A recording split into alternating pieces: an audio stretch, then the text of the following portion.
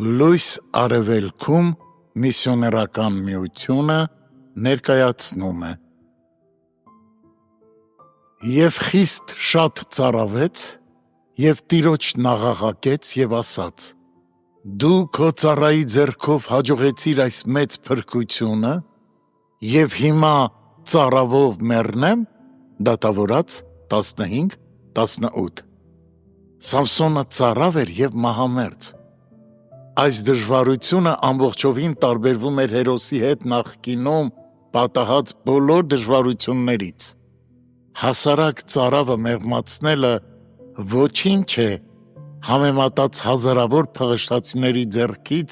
ազատվելու հետ: Սակայն երբ Սամսոնը ծարավեց, զգաց, որ ներկա փոքրիկ դժվարությունը շատ ավելի ծանր է, քան անցյալի մեծ դժվարությունը,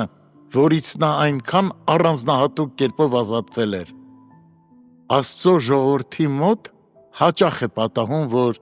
հզոր ազատագրություն վերապրելուց հետո մի փոքր անախորժությունը չափազանց ծանր է թվում նրանց համար: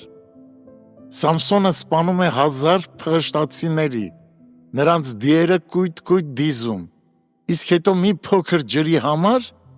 գրեթե ուշաթափվում է: Հակոբը Փանուելում մենամարտում է Աստծո հետ և հաղթում է անձամբ ամենակարողին, իսկ հետո քայլում զստի վրա կաղալով (Ծննդոց 32-31) Տարօրինակ է, որ ամեն անգամ յուրաքանչյուր հաղթանակից հետո մեր մկանները թուլանում են: Կարծես Տերը դրանով ցանկանում է մեր փոքրությունն ու ոչնչությունը ցույց տալ մեզ,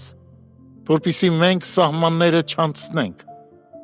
Սամսոնը բարձրաձայն պարծենում էր, երբ ասաց. «Ես 1000 մարդ մեռցրի» (Դատավորաց 15-16)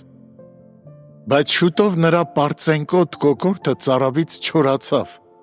և նա տրվեց աղոթքին: Աստված իր ժողովրդին խոնարհեցնելու շատ ճանապարհներ ունի: Թանկագին Աստծո զավակ, եթե մեծ ողորմությունից հետո ստիպված ես լինում ցածրանալ, ապա դա օտար բան մի համարիր: Երբ Դավիթը նստեց Իսրայելի գահին, ասաց. «Ես այսօր տկար եմ, թեպետև թագավոր եմ օծված» (Բ Թագավորաց 3:39) Դու պետք է պատրաստ լինես նրան,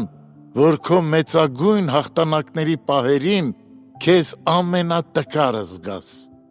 Եթե Աստված անցյալում հզոր ազատագրություններ է արել քեզ համար,